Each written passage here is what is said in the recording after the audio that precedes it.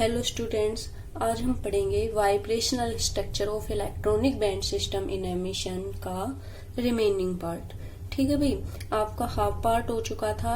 आज हम इसको आगे पढ़ते हैं। क्या होता है, स्पेक्ट्रम हमने बना लिया था इसका, upper electronic state, lower electronic state, ये सब पढ़ लिया था। देखो इस ट्रांजिशन के कोरस्पॉन्डिंग यहाँ पे क्या बनता है, आपका स्पेक्ट्रम बनता है। कैसा बनता है, देखो पहले जीरो वाला बिल्कुल सिद्ध में बनाना है यहाँ पे स्केल से, जैसे ये और ये किसके कोरस्पॉन्डिंग है, del v equal to zero के कोरस्पॉन्डिंग। ठीक है, चार बनाई है ना हमने, इसके जस्ट नीचे बनाना है ये 1 2 3, ये किसके कोरस्पॉन्डिंग है, डेल वी इक्वल टू +1। ऐसे ही हम क्या बना लेंगे, डेल वी इक्वल टू -1 के लिए ये क्या है आपका, डेल वी इक्वल टू -1, और ये है आपका डेल वी इक्वल टू -2। ठीक है भाई, ये है आपका स्पेक्ट्रम जो हमने ड्रा किया है। अब देखो इसमें क्या होता है कि हर एक ग्रुप फ्यू क्लोज बैंड्स रखता है। भाई ग्रुप है ना, ये अलग है, ये अलग है, ये अलग है, ये अलग है, वैसे ग्रुप है पूरा, क्या रखता है, ये क्लोज बैंड्स रखता है। ठीक है, और इनको हम क्या कहते हैं, सीक्वेंस कहते हैं, सीक्वेंसेस। ठीक है, और हर सीक्वेंस के लिए डेल वी क्या होता है, कांस्टेंट। ये क्या है, आपकी एक सीक्वेंस है। ठीक है, और इसके लिए डेल्टा वी आपका पर्टिकुलर वैल्यू होगी, कांस्टेंट वैल्यू होगी, 0 है, इसके लिए +1 है। तो ये क्वेश्चन पूछा जाता है कि प्रोग्रेशन और सीक्वेंस क्या होती है। ठीक है, तो प्रोग्रेशन तो हमने कल बताया था, पहले फर्स्ट लेक्चर में बताया था इसके यूनिट के। आज हम क्या बता रहे हैं, सीक्वेंस। ये साथ में पूछा जाता है 4 नंबर में कि प्रोग्रेशन एंड सीक्वेंस क्या होती है।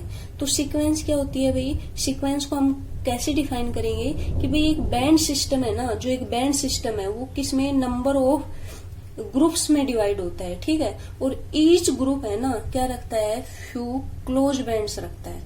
ईच ग्रुप क्लोज बैंड्स रखता है, और इनको ही हम क्या कहते हैं, सीक्वेंस कहते हैं। और हर सीक्वेंस के लिए डेल वी क्या होता है, कांस्टेंट होता है। ठीक है, तो ये क्या है आपकी सीक्वेंस। ये क्वेश्चन आता है, इसको ध्यान से पढ़ लेना 4 नंबर में, प्रोग्रेशन एंड सीक्वेंस। इसके बाद कंटिन्यू आगे हम इसका न्यूमेरिकल पोर्शन पढ़ते हैं। देखो इसका चाहो तो आप सीधे भी पढ़ सकते हो, लेकिन एक टेबल भी कई बार पूछ ली जाती है, व्हाट इज डिसलैंड्रे टेबल, तो उस टेबल की हेल्प से बनाते हैं हम। देखो डिसलैंड्रे टेबल कैसे बनाते हैं, इस स्पेक्ट्रम के लिए इसमें क्या होता है आपका,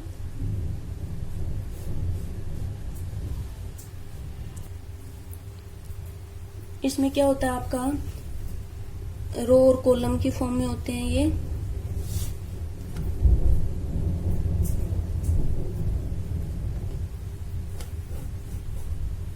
ठीक है, देखो भाई ऐसे यहाँ होता है आपका V डैश, और यहाँ होता है V डबल डैश। ठीक है, ये तो समझ गए हो गया आप, V double dash lower state को रिप्रेजेंट कर रहा है, ये अपर को। उसके बाद 0 से लेवल्स स्टार्ट होते हैं, 0 1 2 3 4, कुछ भी हो सकते हैं आगे तक। ठीक है, ऐसे ही यहाँ भी 0 1 2 3। ठीक है भाई, तो ये क्या होती है आपकी,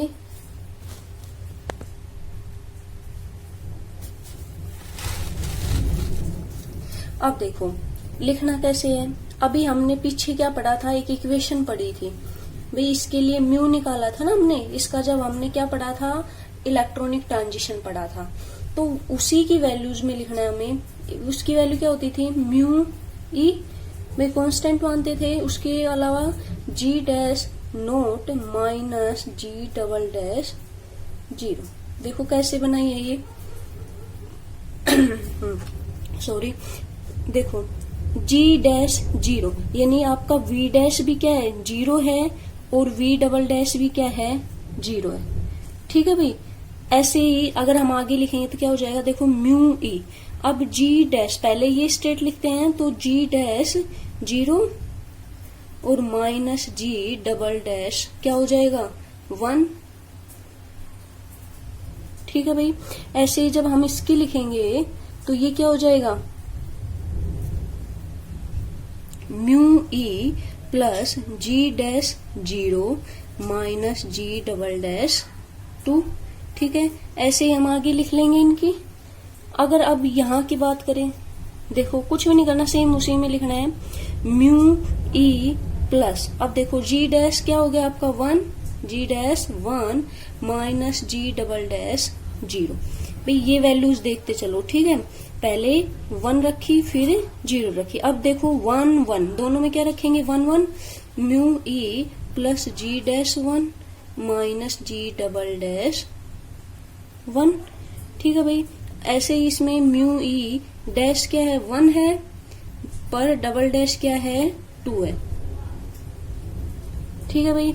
ऐसे ही हम क्या रख लेंगे, 2 में रख लेंगे। इसमें क्या हो जाएगा, म्यू ई प्लस जी डैश 2 माइनस जी डबल डैश 0। ठीक है, यहाँ क्या हो जाएगा, म्यू ई प्लस जी डैश 2 माइनस जी डबल डैश 1। ठीक है भाई।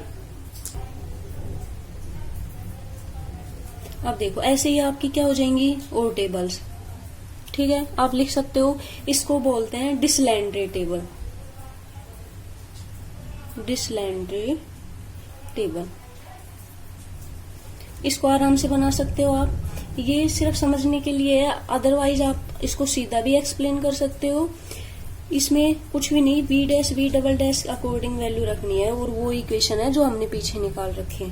ठीक है, अब सेकंड, अब हम अदर फॉर्म से भी लिख सकते हैं इसको। कैसे, देखो डायग्राम में यहाँ पे हमने डेल जी डैश हाफ लिखा था ना, ये क्या बताता है, सेपरेशन 2 लेवल्स के बीच, यानी 1 और 0 के बीच। तो ये कैसे निकलेगा, अब देखो डेल जी डैश हाफ निकाल रही हूं मैं।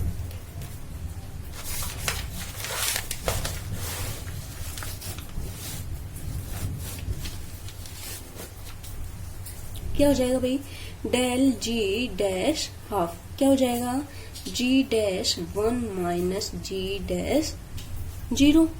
ठीक है, ये समझ में आ रहा है कैसे, दो फर्स्ट के बीच सेपरेशन।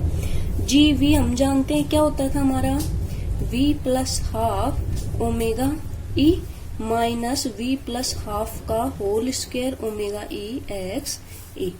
ठीक है, अगर डैश की बात करें एन अपर की, तो यहाँ पे भी सब पे डैश आ जाएगा। तो क्या हो जाएगा भाई, डेल जी डैश हाफ क्या हो जाएगा आपका, 1 रखो यहाँ पे एक बार, तो ये क्या हो जाएगा 3/2 ओमेगा ई माइनस 9/4 डैश हो जाएगा omega E dash X E dash.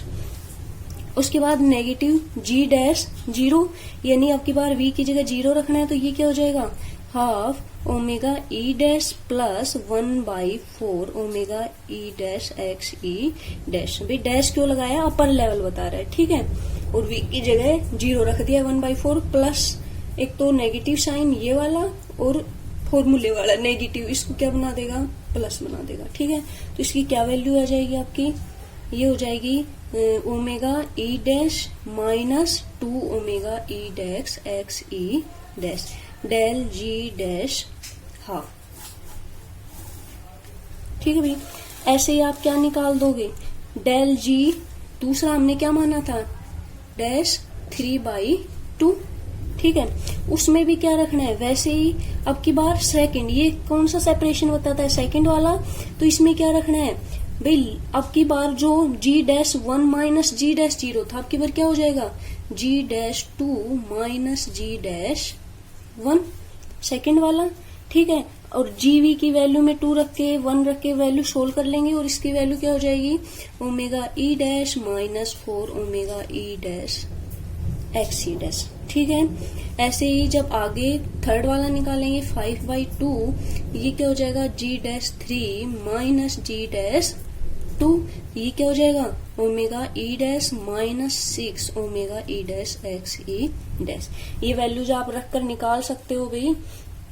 जीवी की वैल्यू पता है हमें वाइब्रेशनल के केस में। ठीक है, उनमें वैल्यू रखो अंदर, v की जगह 3 और दोबारा में 2 सब्ट्रैक्ट करो, इक्वेशन निकालो, आपका यही सॉल्यूशन आएगा। ठीक है, देखो यहाँ से हमने क्या कंक्लूजन निकाला, पहली आपकी क्या आ रही है -2 omega E dash X E dash, फिर 4, फिर 6, नेक्स्ट निकालोगे 8। ठीक है, तो यानी अगर हम सेकंड सेपरेशन निकाले डेल 2g, ये क्या बताता है सेकंड सेपरेशन। ठीक है, यानी एक लेवल्स के बीच सेपरेशन के बाद दोबारा सेपरेशन निकाल रखा है हमने, तो उस केस में देखो ये ऑलवेज क्या रहेगा भाई 2 omega E dash X E dash. क्यों?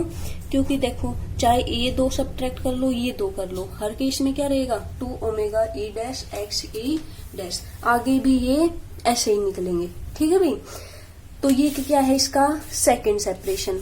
अब बात करें ये तो किसके लिए है, डैश लगा लो भाई यहाँ पे, ये है अपर लेवल के लिए। ठीक है, अपर लेवल, अगर लोअर लेवल की बात करेंगे तो क्या हो जाएंगे यहाँ पे डबल डैश हो जाएगा सिर्फ। तो ठीक है, तो इसमें क्या हो जाएगा देखो del G double dash half निकाले तो ये क्या हो जाएगा जी डबल डैश 1 माइनस जी डबल डैश 0। ठीक है, क्या भाई इसकी वैल्यू लोअर स्टेट में चेंज हो जाएगी? नहीं होगी, क्योंकि हम फॉर्मूले, देखो इसका फॉर्मूला क्या था, GV इक्वल टू था V plus half omega E minus V plus half का होल स्क्वायर ओमेगा ई एक्स ई। सिर्फ V चेंज हो रहा है। ठीक है, और तो वही चीजें हैं, तो V 1 0 वही केस है जैसा कि कैसा था अपर स्टेट में था, तो सेम वैल्यूज रहेंगी। G डबल डैश हाफ, ये क्या आ जाएगा आपका omega E double dash minus 2 omega E double dash X ई डबल डैश। डबल डैश क्या बता रहा है लोअर स्टेट को ओनली। ठीक है, सिमिलरली डेल जी 3/2, ये क्या हो जाएगा आपका जी डबल डैश 2 माइनस जी डबल डैश 1, और ये क्या आ जाएगा omega E double dash minus 4 omega E double dash X ई डबल डैश। ठीक है भाई, उसके बाद डेल जी डबल डैश 5/2, ये क्या हो जाएगा omega E double dash minus 6 omega E double dash X ई डबल डैश। समझ में आ रहा होगा, सेम है जैसे कि आपने अपर स्टेट में निकाला था। सेकंड डिफरेंस क्या हो जाएगा del 2g double dash, same रहेगा 2 omega E double dash X ई डबल डैश। क्यों? क्योंकि देख लो इनमें सब में वो ही सेपरेशन आ रहा है। ठीक है, तो ये क्या रहेंगे भाई कांस्टेंट डबल सेपरेशन निकालेंगे तो ये सेकंड डिफरेंस बोलते हैं इसको। सेकंड डिफरेंस ने दोबारा डिफरेंस निकाला है। ठीक है, ये वैल्यू क्या काम आएंगे देखो भाई, यहां से हमने ये निकाल दिया, यहां से ओमेगा ई डबल डैश निकाल सकते हैं हम इन सबको इधर भेज के। ठीक है, तो आप लोअर यहां से क्या निकाल सकते हो ओमेगा ई डैश क्या आएगा del G dash half plus 2 omega E dash X E dash. ठीक है, X E 2 omega dash X E dash.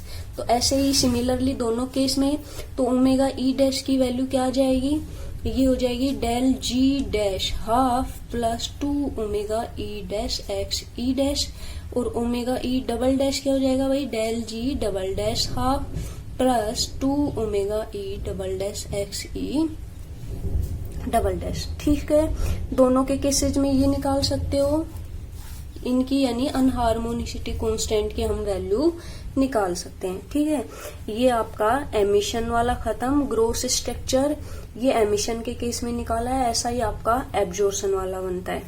ठीक है, ये आपका कंप्लीट हो गया है टॉपिक। आज हमने पढ़ी है इसकी टेबल बनाना। ठीक है, वैसे तो कुछ है नहीं उसमें, वही वैल्यूज रख रखी है, सोल्व कर रखा है। ठीक है, और उसके बाद इनका वैल्यू रख के फर्स्ट सेपरेशन या फर्स्ट डिफरेंस और सेकंड डिफरेंस निकाल दिया है, और सीक्वेंस की डेफिनेशन यहीं से पढ़ी हमने। तो ये ध्यान रखना, जो बैंड सिस्टम मिलता है उसमें सीक्वेंस भी होती है और आपकी प्रोग्रेशंस भी होती है। ठीक है, अब बात भाई देखो तुम्हारा लिखने का तरीका, मैंने टेस्ट देखे तुम्हारे सब बच्चों ने कैसे लिख रखा है, एज डिटो बुक लिख रखी है। वो रमन इफेक्ट की डेफिनेशन देखना, 1-2 बच्चों को छोड़ के सबने एज इट इज ऐसे कैसे लिख रखी है। भाई ऐसे ही नहीं लिखना है, फिर क्या फर्क है आप में, एग्जाम में आप लिखोगे तो ऐसे लगेगा नकल करके लिख रखा है। आप उसको समझ के फिर अच्छे से लिखो, ठीक है। इन 1928 दिस ऐसे सब ने एज इट इज बहुत सारा, लगभग 2-4 बच्चों, 1-2 बच्चों को छोड़ के लगभग सबने सेम लिख रखा है। तो आपको ऐसे नहीं लिखना है, उसको सही से लिखना है, ठीक है। रमन इफेक्ट में सबकी थी ये, इसलिए मैंने हाईलाइट नहीं किया, सबको मैंने सोचा एक बार ही बता दूंगी। तो इस बात का ध्यान रखना है कि बुक का सेम डिट्टो तुम्हें नहीं लिखना है पेपर में, उसको समझ के लिखो, ठीक है भाई। आपका लगभग सिलेबस सेकंड यूनिट चल रही है, ज्यादा लेंथी नहीं है हमारा सिलेबस, तो इसलिए छोटी छोटी वीडियो डाल रही हूँ मैं। आप समझते रहिए, नहीं समझ में आता है तो आप मैसेज कर सकते हैं, फोन कर सकते हैं और पूछ सकते हैं, ठीक है भाई। थ्योरी थोड़ी ज्यादा है इसमें, तो हिसाब से पढ़ लेना, समझ में आना चाहिए आपको, ठीक है भाई, ओके।